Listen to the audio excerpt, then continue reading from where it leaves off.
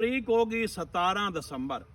ਆਹ ਜਿਹੜਾ ਕਮਾਨ ਤੇ ਹੋਇਆ ਨਾ ਇਹ ਹੈ ਜੀ 258 ਜਿਹੜੀ ਮਿੱਲਾਂ ਵਾਲਿਆਂ ਨਾਨ ਵੈਰਾਈਟੀ ਕੀਤੀ ਹੋਈ ਹੈ। ਇਸ ਵਜ੍ਹਾ ਤੋਂ ਕਿ ਇਹਦਾ ਜਨਾਬ ਐਵਰੇਜ ਬੜੀ ਘੱਟ ਆਉਂਦੀ।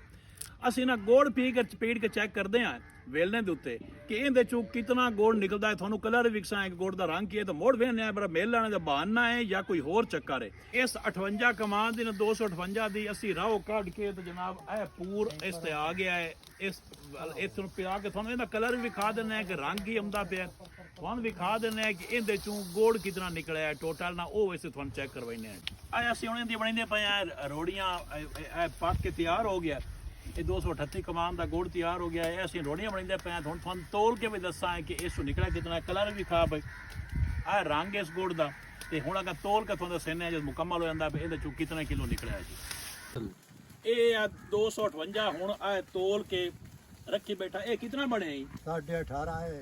ਤੇ ਦੂਆ ਕਿਤਨਾ ਨਿਕਲਦਾ? 77 ਜਾਂ 36 ਕਿਤਨਾ ਨਿਕਲਦਾ? 19 19.5 ਉਸ ਤੋਂ ਬਾਅਦ ਕੋਈ ਨਹੀਂ ਨਿਕਲਿਆ। ਇਹ ਤੁਸੀਂ ਵੇਖ ਲਓ ਉਹਦੇ 'ਚ ਨਾ ਜ਼ਮੀਨ ਦਾ ਹੀ ਫਰਕ ਹੁੰਦਾ। ਜਿਹੜਾ ਕਮਾਨ ਸੋਕੇ ਵਾਲਾ ਹੋਵੇ ਉਹ ਢੇਰ ਨਿਕਲਦਾ ਹੈ, ਜਿਹੜਾ ਕਮਾਨ ਬਹੁ ਪਾਣੀ ਵਾਲਾ ਹੋਵੇ ਆਲੀ ਵਾਲਾ ਹੋਵੇ ਉਹ ਥੋੜਾ ਨਿਕਲਦਾ ਹੈ। ਜ਼ਮੀਨ ਦਾ ਹੀ ਫਰਕ ਹੁੰਦਾ ਹੈ। 18.5 ਇਹ ਵੀ ਪੂਰ ਨਿਕਲਿਆ ਪਿਆ।